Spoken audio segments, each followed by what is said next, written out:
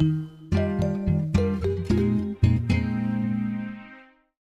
and welcome to Two Peas in a Pod. This is our second episode on adolescence, and today we're going to be focusing on issues to do with the influence of peers, peer pressure even. Yes, we did speak already about it in the first episode also. Obviously, peers are very important in adolescence. We already started talking about it, but we're going to really focus on that aspect of it today. I'm doing well. How are you doing, Sam? Good, I'm fine. I'm raring to go. And for the Torah corner, I have a piece of Rambam to share with you. Oh, lovely. From the Mishnah Torah. And it's just interesting how radical he goes. And I think this will link straight into the practical corner at the end of our show. But he says it's the nature of a person to be drawn in his character, let's say, uva ma'asav, and in his actions, achareyav v'chaverav, after his neighbors and friends. So we are by nature malleable, impressionable, and it's customary for a person, it's natural for a person to behave according to the traditions and the ways of the people of his country. So I'm very British and you're very American, and some people are very South African and some people are very Australian. We've been shaped by what's going on around us. Based on that, says the Rambam, kahalacha, as a matter of Jewish law, lefichach tzarich adam lehitchaber tzadikim v'liyeshev etzel chachamim tamid k'dei shilmad mima'aseihem. A person is obligated to live near good people, to associate himself with righteous people, to live by wise people always, so that you'll learn from their ways rather than learning from the ways of less good influences. He says, you should distance yourself from wicked people so that you're not influenced by them. And he goes so far to say,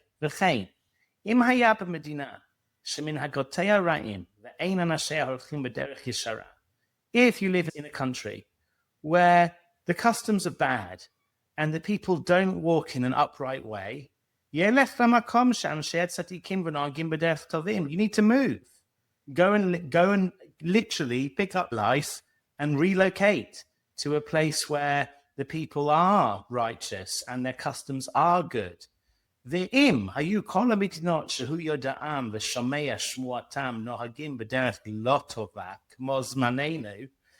says the Rambam, if you're living in a time and place like our times, where you can't really find a society that is as an entire culture permeated by goodness, if you can't find such a thing, or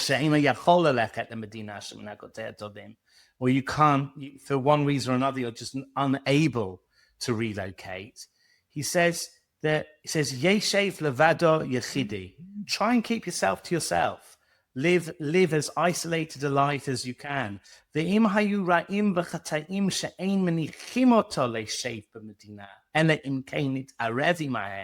if your neighbors won't allow you to live an isolated lifestyle, they kind of force you to be mixed up in their lives, and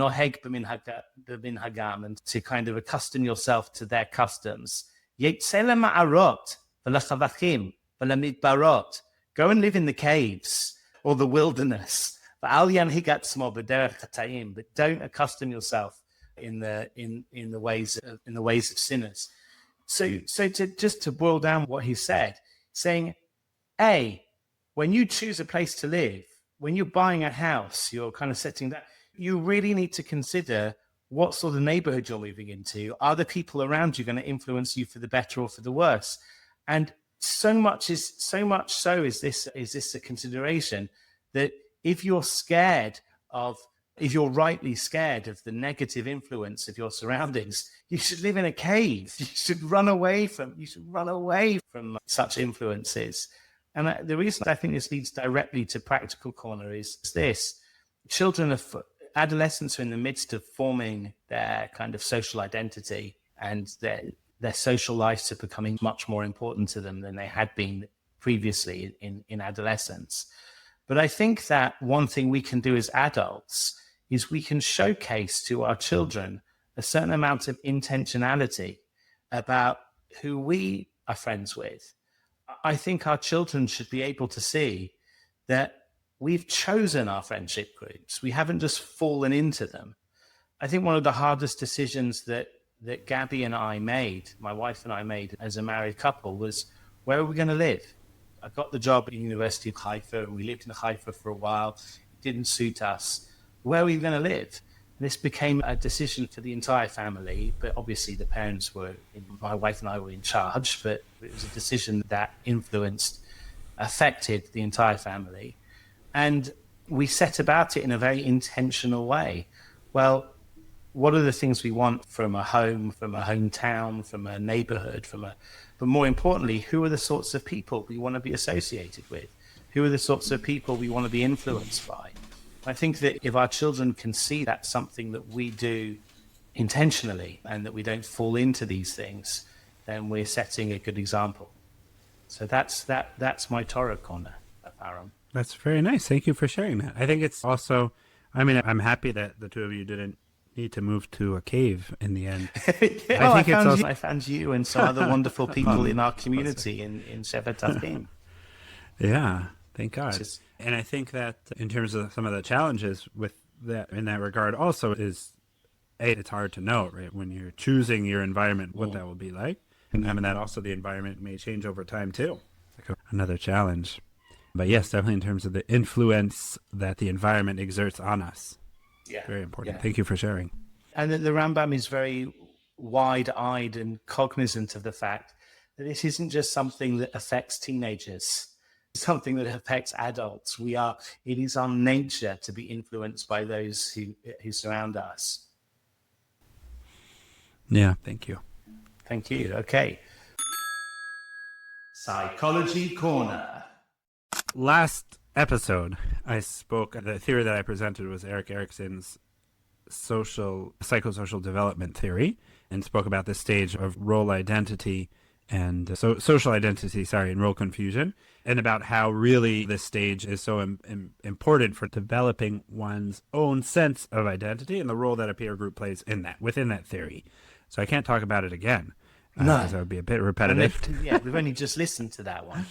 Yes. So instead I wanted to speak about a different theory called social identity theory. But just really the reason that this topic is important in adolescence is because of the fact that obviously the peer relationships become so central to identity development. And it's a fundamental need at all points, this sense of social belonging, but it becomes even more so during the time of adolescence.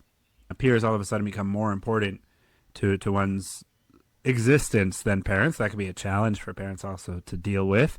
Right? Oh, you used to want to hang out with me all the time, and now it's my friends and here and all sorts of other places. The theory, excuse me, I actually don't know how to pronounce his name correctly. I don't think I've ever heard anyone say it. So I think this is my shot in the dark, is Henri Teifel, Henritajfel.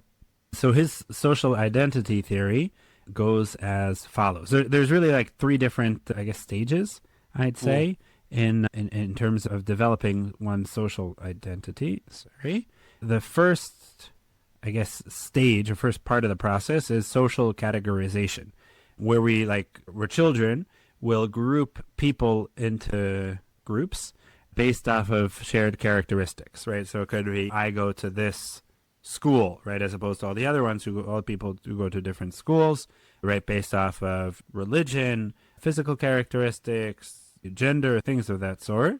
And this makes the social world a little bit more simple, right? Because then it helps people understand, okay, who's like them and who's not like them. One example could also be in terms of interests, right? Oh, we're the group that likes to read, or we're the group that likes different sports. Soccer. Yes. I don't know what that is, but football. Okay, fine. So the second stage is a stage called social identification. And what that means is once you've defined, okay, well, I'm part of this group or that group, then there's a tendency to adopt the norms and behaviors and values associated with that group. In other words, that it's not just, okay, I'm in the group of book readers. Well, what does it mean, right? How does this group dress?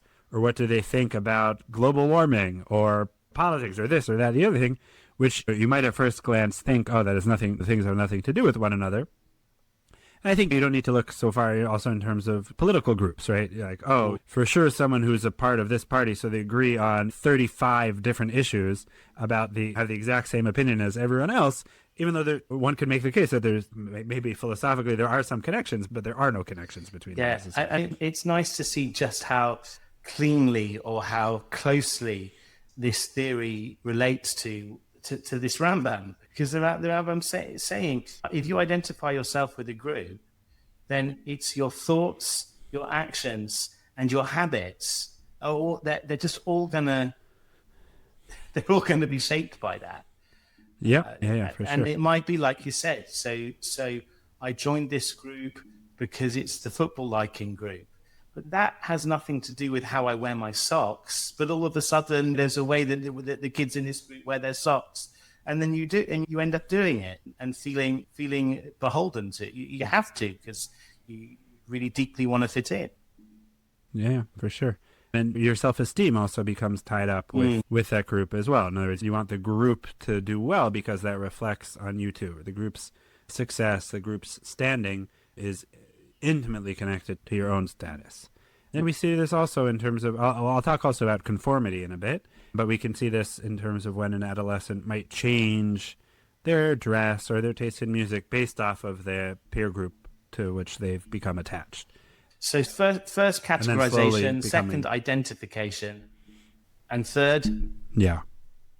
And third is a social comparison. And in that stage, people are comparing their in-group to out-group, right? How our group is different than others, different than other groups, usually will mean that you're judging your own group as more favorably and trying to distance yourself from rival groups. And sometimes it can be very rigid, right? Because in order to establish this identity, I need to be very clear that, oh, no, we're nothing like the other groups. I don't remember if we spoke about this example in the past. I've spoken about it with a lot of people at different points, right? But I don't know the history as well, so this is going to come out incredibly inaccurate. But I think at some point, I think it was in the 1950s, within the kibbutz movement, there was this ideological debate. And okay, fine, this is probably not even worth mentioning. It's so far off fact, right? But there was some type of ideological debate, which to someone who doesn't really understand much sounds like, I don't even understand what the argument is, but that many kibbutzim split. Right, and you have, even to this day, right, you have two kibbutzim, I think, with the same name. One is like the Ichud, and one is the Mu'uchad, right? I don't know how you translate it, but it's the same word, right? United or together, right? So reflective of this ideological split, where, to be in that other group is horrible, like they're the worst people in the world, because you need to have that sense of, well, who am I? And that also is really stressed during the time of adolescence, right? In terms of, they're not in the group. They're outside of the clique, and we don't talk to them. We don't acknowledge them even. Yeah. The narcissism of small differences.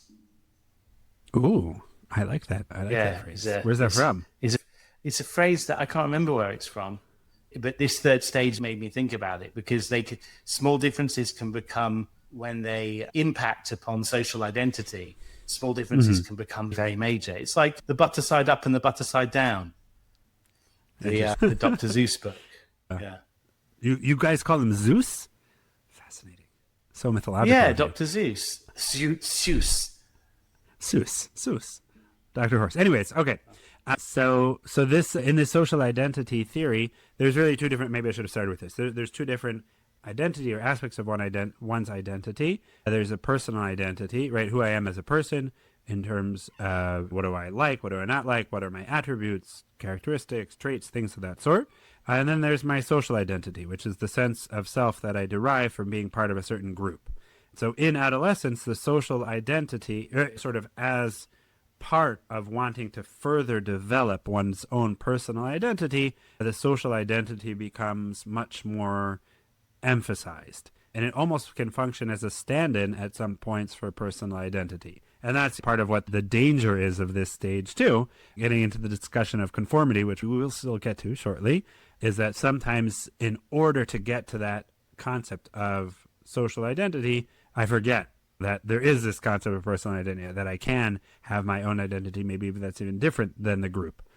And this does change over time, maybe to the developmental theory, is that as we get older, and our own self-confidence increases. We begin to experiment more with, while still wanting to be a part of a group, to not necessarily be beholden to being part of the group. We have different interests, we have different things that develop as time goes on, so the strong influence that the social group exerts can become lessened. It still exists. We're still prone to the influences of others as well, as you read from the Rambam. But it does wane a little bit, right? It's incredibly important during this stage, just from a developmental perspective. I still find that, just anecdotally, if I'm hanging around a certain group of people for long enough, I start to speak more like them. My vocabulary changes.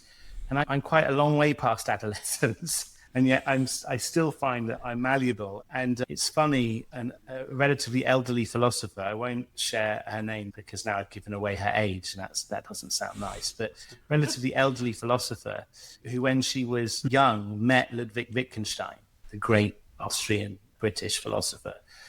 She said that years after he died, you could see philosophers who'd never met him had his mannerisms, because he'd been so impressive. His mannerisms had been so contagious that his students had picked them up, and then his students had picked them up. And we are very impressionable, even adults, all the more so adolescents.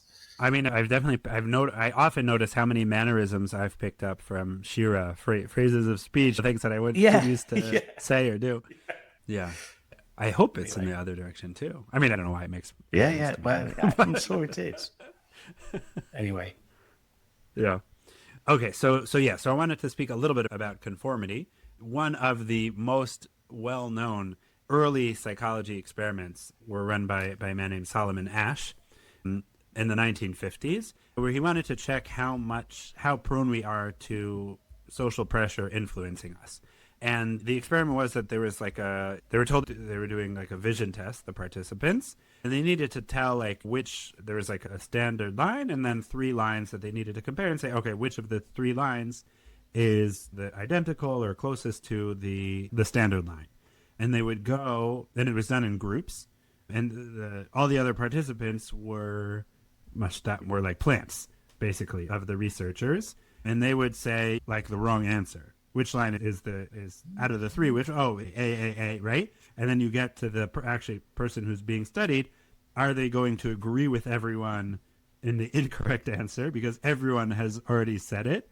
Or are they going to say the actual correct answer, which is B or whatever? No, A, it's not. What are you talking about? It's B. So there is a tendency to conform, right? Even if the answer is incorrect, you're more likely to conform and say what everyone else is saying. And he ran like a series of follow-up experiments also. In terms of the results that I have here, I don't know that 75% of the participants at least once gave an incorrect answer, which was the same as the group. A third of the participants conformed on most of the trials, and a quarter didn't conform at all. They always gave the correct answer, even though the plants gave incorrect answers on 2/3 of the trials. So there is a group of people that no matter what, they weren't going to conform, which is very impressive, not so easy. But so in the follow-up studies, they checked how likely it is that what factors influence the rate of conformity. And what they found was that the group size does make a difference. I think it's like once you get to a group of like 4 or 5 other people that are all saying the same thing, then you're more likely to conform. It doesn't really make a difference once you get 4 or 5 versus like 10. So that's an important thing to realize. But if there's only like 2 or 3 other people, so you're more able to be more independent in terms of if there's even one dissenter amongst the group. So then that makes it safer for you to disagree also.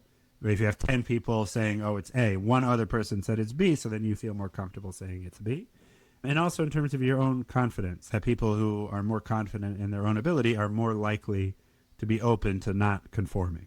Which also, in terms of when we're talking about adolescence and one's developing sense of confidence, so that also would explain why conformity is more likely. Oh, yeah, so they also tested in terms of different ages, too.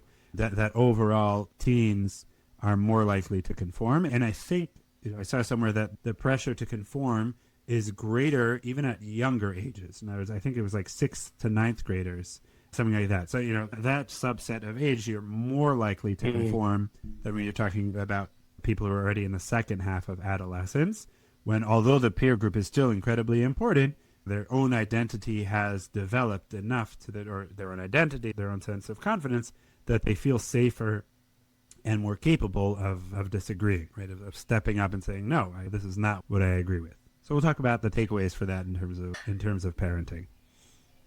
Anecdotally, when I think about teenagers, they seem either much more likely to conform, and as you said, the data suggests that the adolescence is one of the periods where this effect is greater, or to be really contrarian. Right. Yes. I found very few. Anecdotally, I don't think of teenagers sitting anywhere in the middle of that scale. They're either really conformist or really contrarian. But that's it was just the Monty Python scale, right? Where it was a Monty Python thing. No, where it's we are all individuals, right? Everyone's saying we're all individuals, and one person, I'm not. Right.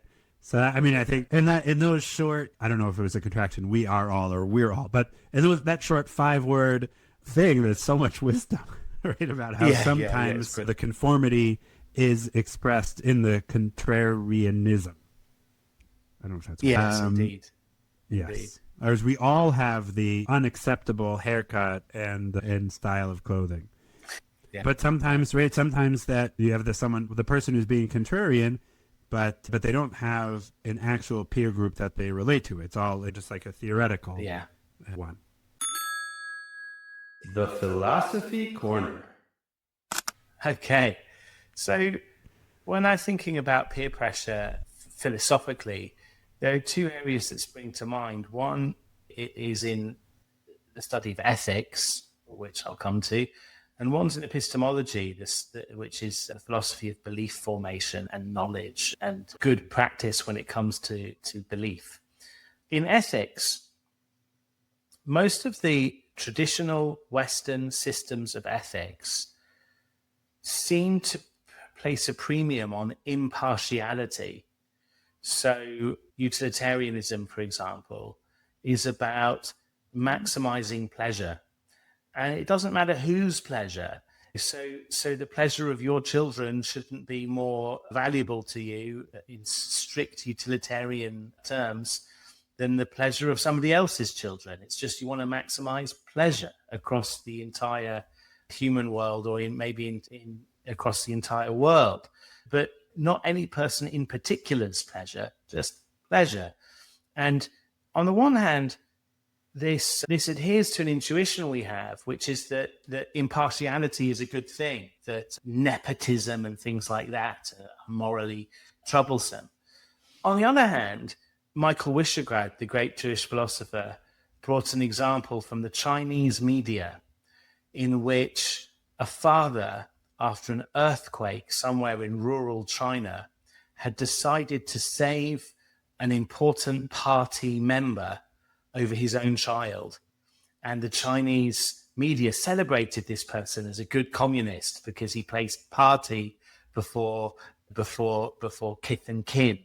And Wischergrad was pointing out what a terrible state of affairs that is. There are times where it seems like the ethical life demands partiality, and you should prefer those that are close to you over random people who are not close to you. And utilitarianism just doesn't make space for that, or at least it doesn't obviously. You have to add some epicycles to utilitarianism if you want to accommodate this notion that sometimes partiality is a good thing. So to Kantian ethics, generally, if you take a class in ethics in a philosophy department in the West, you're going to learn about utilitarianism and Kantianism. These are the kind of two major ethical systems of Western philosophy. And Kant also doesn't make it easy to respect those times in which partiality matters. You're never allowed to use any human being as a means to an end, and all human beings are of equal value, of equal worth. And because of that, your actions should respect that, and your actions should always be resolutely impartial. There are, again, like I said, you could add epicycles to utilitarianism in order to accommodate partiality. You can add epicycles to Kantian ethics in order to accommodate partiality, but it's an uphill struggle. And Bernard Williams, who was the PhD supervisor of Rabbi Sachs, among other claims to fame, he has this thing called the one thought too many thought experiment, which is that you're in a lifeboat and your wife is drowning and some strangers are drowning, and there's only room to bring in one more person to the lifeboat, right? And you quickly deliberate and you say, well, according to utilitarianism, I shouldn't privilege my wife over anybody else. They're all equal. But then again, maybe on a rule utilitarianism, if you add this epicycle, you can make sense of the idea that more pleasure is given to the world by people respecting marriage. So maybe I should save my wife. And then he does the same kind of calculation through Kant. He says, maybe we could universalize the maxim that says that people should save their spouses over other people. So even Kant will allow me to save my wife. So he saves his wife. And then his wife says, thanks, you saved me. Why did you take so long? And if the answer is, well, I was running through the utilitarian hypothesis and then I was running through the Kantian hypothesis and I had to justify it, she's not going to be best pleased with you. He calls this one thought too many. There were some things which, by the way, Purim Torah, because we're recording this just before Purim, there's this famous phrase, well known from the Gemara, that you're supposed to become inebriated, you're supposed to become drunk, adalo yada, until you no longer can distinguish between Baruch Mordechai v'Aru, between blessed is Mordechai and cursed is Haman. The Ishbitzer Rebbe says about, this is Torah corner just spilling over into the philosophy corner. The Ishbitzer Rebbe says about this, you're not supposed to become so drunk that you think Haman is blessed, and you're not supposed to become so drunk that you think that Mordechai is cursed. Rather, there's this notion of nichnas yayin yotzei sod, that when the wine comes in, that what comes out is kind of a true, because you don't have any inhibitions anymore, what comes out is a true reflection of your deeper self. So rather, what's supposed to happen is you're supposed to appreciate so deeply the blessedness of Mordechai and the cursedness of Haman that it's no longer dat. It's no longer like some sort of intellectual derivation. You just know it. You just know it directly. So it's bina rather than dat. Adalo yada. So the same thing with saving your wife in the rowboat. It's not supposed to be that, I needed to make a derivation. I needed to make some inference. No, you should just see it. You should see that this is the right thing to do. Anyway, what Bernard Williams helps us to see, I think, in the Western philosophical tradition, is that these ethical systems for whom impartiality is the default and for whom making room for partiality is the intellectual obstacle, they're going around things the wrong way round. Rather, if you really want to understand the ethical universe begins like this, you have intimate relationships with those who are closest to you. And it's in virtue of those relationships that obligation emerges. So you have obligations of reciprocity and loyalty to your family. And then your family is part of a community and you have responsibilities of loyalty and reciprocity to your community. There are these concentric circles. That community is then a member of a neighborhood, and that neighborhood is a member of a nation, and the nation is a member of the family of nations. And ethical obligation ripples out along the contours of these concentric circles. So you're most obligated to those who are closest to you, and which doesn't mean you don't have obligations to those who are far away. Of course you do, but they're less immediate or less urgent than the obligations that you have to people who are closest to you. So I think a Jewish ethic, and certainly what philosophers call a communitarian ethic, reverses the order of explanation and says, no, it's not that impartiality is the norm and you have to make room for partiality. It's the partiality is the norm. That the ethical life emerges from relationship. And therefore, I may have come a little bit far away from the topic of, but the idea is it's only by being a member of social groups that you really become, in the thickest sense of the word, an ethical agent. Because the more relations you have and the more meaningful those relationships, the deeper those relationships, the thicker your obligations become and the thicker your sense of moral agency becomes. So what really makes that Chinese man a moral agent is the fact that he's a member of the family, and he's completely ignored that, thinking that somehow these bigger associations are more important, the kind of more abstract associations. No, in a sense, ethics isn't abstract; it's concrete, and it emerges from lived relationship. And adolescence is a time in which you start to kind of allow your roots. You allow yourself to take root in certain social groups that are a little bit wider than the family, which is what we started with. So that's the ethics side. You ready for me to move over to epistemology? Oh, I'm always ready for epistemology. I remember in my first year in yeshiva, Rabbi Moshe Tarragon, my Rebbe, who always, whenever he was trying to teach us a point, something that we need to remember, he would say, right, you need to know this point so that if someone wakes you up in the middle of the night and asks you, I forget what the exact ones, I don't remember, I hope he's not disappointed, right? What's the machloket between these two names? You'll be able to say, right, this is the dispute without between thinking, them. So that's my feeling on being ready for epistemological discussions. But I just wanted to point out that I think that, so it's interesting, right? Because you're talking about relationships, less in terms of how I was in terms of why it's important, or sort of what does it get you, but it seems almost like it's a goal unto itself. Yes. If I'm understanding correctly. Yes, that's right. That's right. If you didn't have relationships, to put it as bluntly as I can, it's almost like your moral agency would be impoverished, right? That's a very highfalutin way of putting it. If you just didn't, and you'll see a similar thing is going to come up in the epistemology. So what has been noted is that having friendship skews your reliability as an epistemic agent. So epistemology, again, is about forming beliefs. And we tend to have biases in favor of our friends, such that if there's some evidence that suggests that our friends have done something bad, we're more likely to give them the benefit of the doubt if we're friends with them than if we're not friends with them. So merely the existence of a relationship, this relationship called friendship, it skews your objectivity, is the thought. Now, there are arguments among philosophers as to whether this is a necessary condition of friendship or whether it's just a byproduct, an unfortunate byproduct of friendship. So on the one hand, on the necessary condition, it says, you are not somebody's friend unless you're willing to give them the benefit of the doubt. Right? That's constitutive of what it means to be their friend, is to be slower to judge them badly than their non-friends.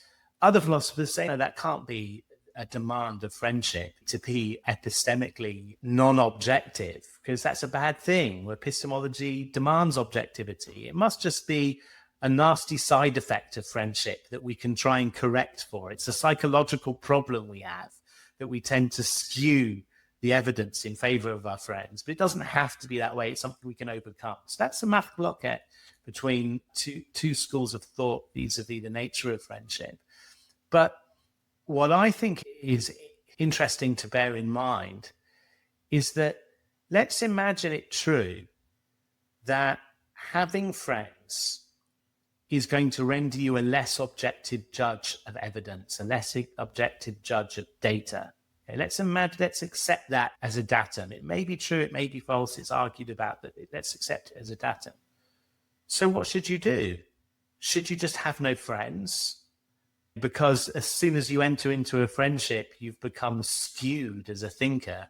You've become liable to be less objective. So what? Does rationality demand that we shouldn't have friendships then?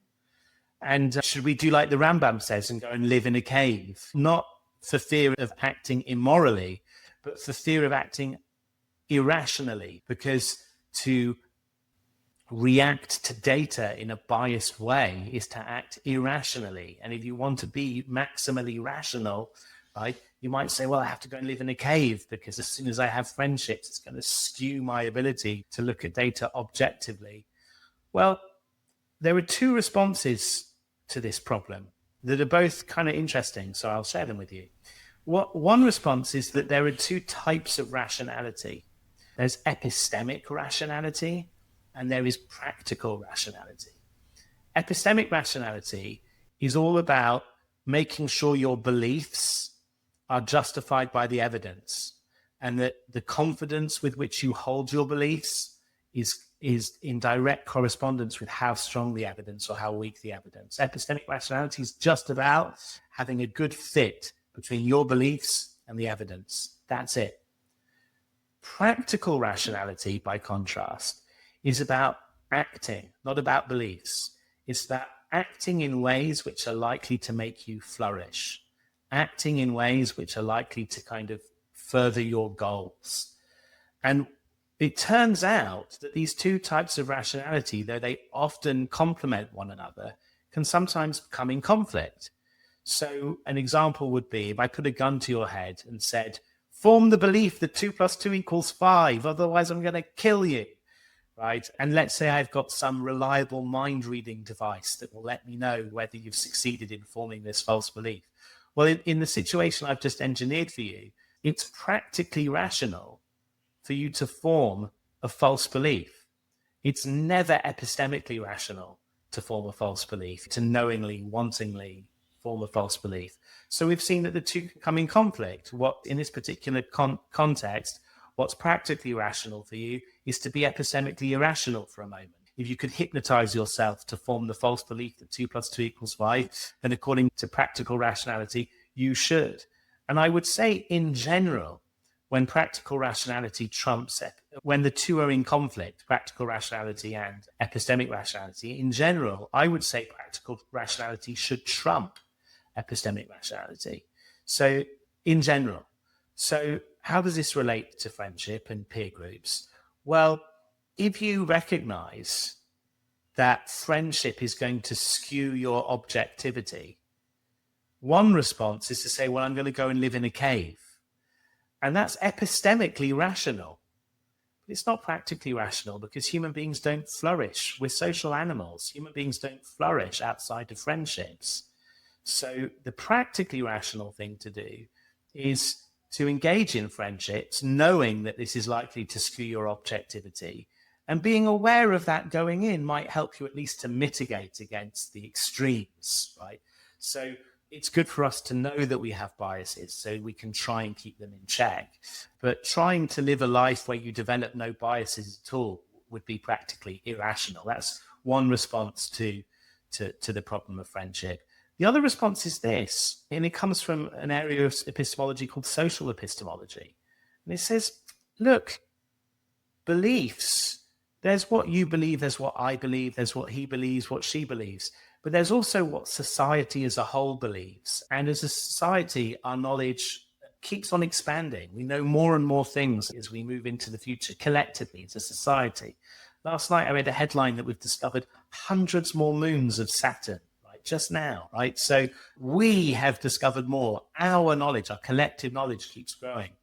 And some philosophers have argued that it's okay that you're biased in favor of your friends, because you're serving a role, a social role. You are like the defense counsel for your friends. And there are other people in society who are like the prosecution, And that collectively, as a society, will come to have reliable beliefs in virtue of the fact that on any given side, there are people who argue for the defendant and people who argue against the defendant. And it's in virtue of the fact that there are two sides that hopefully the truth eventually will emerge. So by being a loyal friend, you may be actually doing a service to collective belief is the response to this puzzle of friendship. How it relates to teenagers is your adolescents are very liable to do deeply irrational things just in order to fit in. Right. And I think it's a very good illustration of the ways in which friendship can throw a spanner into the works of rationality, and recognizing how to get that balance right between, okay, of course you're going to be biased in favor of your friends, and you need to have friends. And if you didn't have this friend, you'd have some other friend, and you'd be biased in favor of him instead of favor of him, and you'd be doing these irrational things rather than those irrational things. Bizarrely, it's almost as if an element of some form of irrationality is almost baked into friendship, because the very fact you're going to be a loyal friend means you're likely to be biased in their favor. So I'm suggesting that philosophers have recognized there's an element of irrationality in friendship. That element of irrationality is overwhelmed by the practical considerations in favor of having friends, but recognizing that it's there can maybe help us to mitigate against it, maybe help us to keep it in check. So that's my philosophy corner for you. Thank you for sharing that. One thing an association that popped into my mind when you were discussing those different aspects of relationship and how they affect us.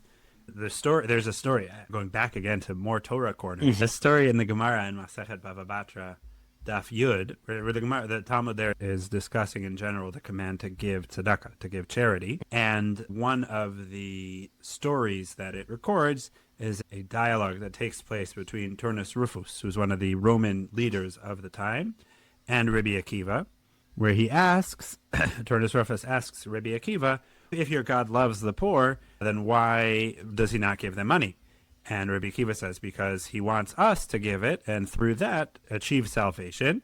And Turnus Rufus replies, he says, no, that is worse. It makes, it will cause you to be punished by giving charity. And he gives a mashal, a parable. He says it's comparable to a king who is angry at his servants and placed them in the dungeon and commanded all to not feed them nor to give them anything to drink. And then a person goes and he feeds this person and he gives them something to drink. When the king hears about it, he'll be very angry. And you're God's servant, so why count going against his will? And Rabbi Akiva says, not so fast. You don't understand the correct relationship. He says, no, the parable is not correct. That it's not similar to a king putting one of his servants in jail. It's comparable to a king who has become angry at a child of his and put him in jail. And also still has the command, don't feed him, don't give him anything to drink. When somebody goes and gives the king's child food and water, then he'll send him a gift. In other words, that in terms of this relationship, not just in terms of how different relationships affect us differently, but that there are certain relationships where it almost seems somewhat irrational, right? Now, the king has commanded, don't feed my child, and yet when someone really does, his will is for the child to be fed. That's right. Yeah. Yeah. Okay, thank you. My great pleasure. The practical corner. So now, practical corner. Okay, so there's a lot to talk about on a practical level. We'll share some things.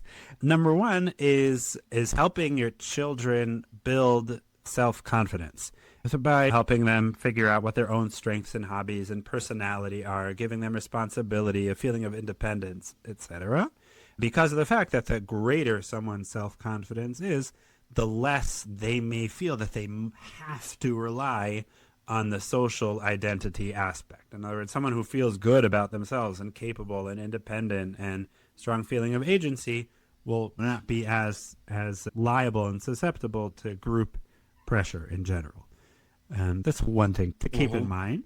Also, in terms of encouraging, how do you increase a kid's confidence? Because one way I've often done it is praise. Praise in general increases a kid's confidence. But I've always worried that if you praise too much, again, last week in our last episode when we spoke about practical corner, there's often a balance to be struck. Like, can you praise too much? Yeah, I mean, if you praise too much, number one, it can lack all meaning. I was speaking to a friend of ours today. We're recording this right before Purim, as you mentioned, and he was saying, we tried to bribe our child with something, but it doesn't work anymore because there's candy everywhere. So what's one more sweet gonna do? So that is a concern, and also that at a certain point praise not only becomes not effective but also maybe not as authentic too. In other words, how much, that's something a person needs to figure out. So praise is definitely important, but I think that to answer your first question, I think that also helping them engage in activities that give them a feeling of strength and ability is incredibly important, right? In other words, like if your child is good at a certain thing, looking for ways so that they can exercise that ability. Making them do chores. That's going to build confidence. Right? Them having jobs around the house is also something that can give a sense of confidence.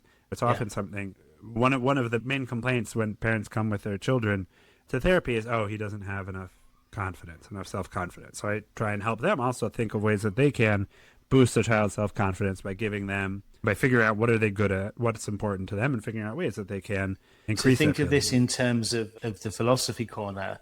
You recognize that as your teenager enters into social groups, there are going to be some temptation towards irrationality of various forms. And the more self-confident your child is, merosh, from the beginning, going from the outset, the better capable they're going to be of kind of recognizing where it wouldn't be wise, the peers. Yeah. And I think that also, so maybe I'll skip ahead because it relates to what you just mentioned, that helping them reflect also on some of the maybe gaps between them and the group can also be helpful, right? In other words, not to come in a didactic way and say, you see, they did something wrong, but rather ask them, especially if you notice something, how did it make you feel when your group did this or when that person said that, to help them reflect on it, because and distinguish themselves from the group to a certain extent. Yeah, and in a safe way, right? Where it's not like they're not expecting that your follow-up statement will be, I told you so. Leave that group behind. Right? Yeah. But helping them explore that and express it in a safe space, in a safe way. And also somewhat related to that is also role-playing how to not conform to the group. In other words, like if someone said so-and-so, like how would you respond? What would you feel comfortable saying something? How would you say it? I've been in situations like this in the past, and I found that this type of statement helped me more or less. Things of that sort can be very, very beneficial, I think. Another is, in terms also what you were relating to before, helping from the outset try and direct your child to healthy groups, healthy peer groups. It's not something that you're not just going to be able to tell you shouldn't also tell your friends, be friends with these kids and not with these kids. But, that's not to say that parents have no influence whatsoever, right? So part of it is in terms of at younger ages where you decide your children will live and where they'll go to school as they get older, right, and getting to the second stages of school. So whatever, there's another interesting discussion in terms of what's still the parent's decision and the child's decision. It's still the parent's decision, but hopefully they're taking their children's input into account. That's also important, what you're defining for them, what their peer group is going to be, but also helping them. You can still express your thoughts and opinions, and if you have concerns, you should still do that, but not in a way that like it's clear that you're not allowed to be friends with this person, because that's not usually going to be so effective. But there are times where it is. I remember growing up, I won't say which of my parents, but I remember two different occasions at two different ages where a parent told me, this person, like, I'm very concerned about the potential influence they could have over you. You're so impressionable. You just do what everyone else does. No, they didn't say that. But the fact that this was not the normal mode of parenting and was not, they're always telling me what to do, which was very much not the case, it made it that this statement was received with a lot more reflection and serious. I mean, I wasn't really a rebel anyways. Like, I'm not going to say, you can't tell me who I but as a parent, you get a certain amount of credit for not playing these cards too often. Yes. If you play them rarely enough, then they will be weighty. Yes. I remember my when I was a younger child, so I'm a firstborn, and I don't remember how old I was, 9 or 10, I often fled crying to my bed because of things my younger siblings had done. And I don't remember but she also, my mother, both of my parents are oldest firstborns, and she said, you have to decide, like, what is it that you're going to make a big deal out of? There's like, pick your battles very much in terms of things, how you can influence your siblings, because maybe you can in certain ways, but if you try and do it at everything, I should really pass that advice on to my kids too. But this is a reflective episode for me. Thank you. But as parents, it's definitely true. Yeah. And I think it's also important to find opportunities to talk about peer pressure in general, both in general culture. And you could do it also even when you talk around the Shabbat table about the Parsha, We have plenty of examples in the Torah where peer pressure is or can be accessed, right? Yes. In terms of the various sins of the Jewish people in the desert with the spies, right? Yeah. Oh, well, what do you think? Let's say there was someone who thought, oh, you know what, the spies, the negative report that they gave is not such a good idea. Whatever, in the actual story itself, right? We have 10 spies who give a negative report and you have 2 who give a positive report.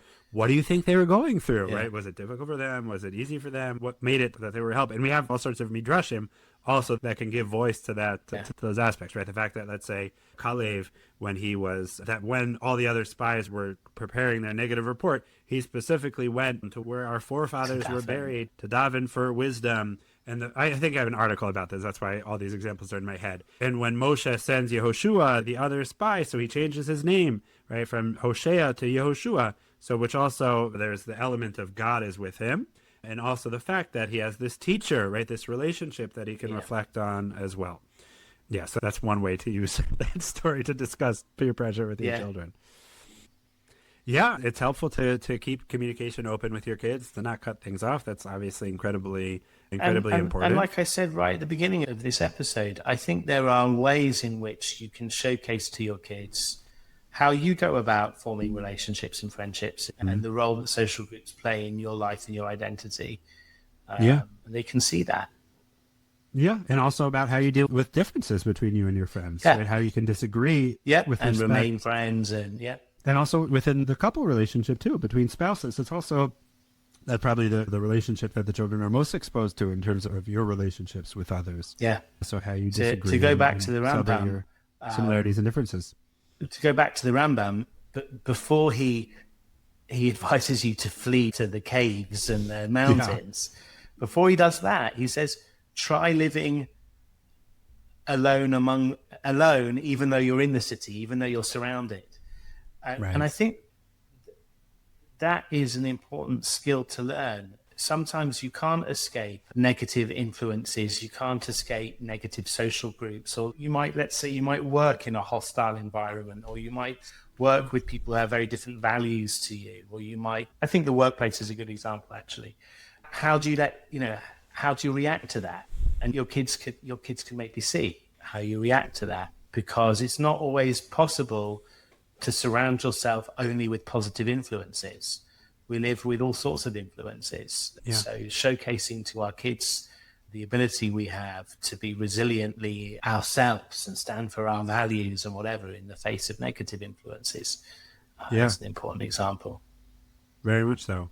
And part of it is also teaching them the assertiveness. Like you were thinking about also while you're talking about the way to model for them about how assertiveness is important, not just in your own behavior, but also with them, right? In other words, let's say that the family is doing something and they say, oh, I don't want to do that. I'm going to do my own thing. And so one way is you can be insulted. I thought you wanted to be a part of the family, but you could also turn it around as like, oh, that's good. I might be a little bit sad about that, but I'm impressed that you're able to stand up for yourself, what you believe in, what's important to you. Yeah. And that also helps you realize that if anything ever happens on a social level, you also will know how to do that. You'll know to be able to, you'll have the strength to be able to. Yeah, very nice. Yeah. Okay. Thank you. Well, I look forward to our next episode. More Adolescents. Me too. Wishing you all a good week ahead.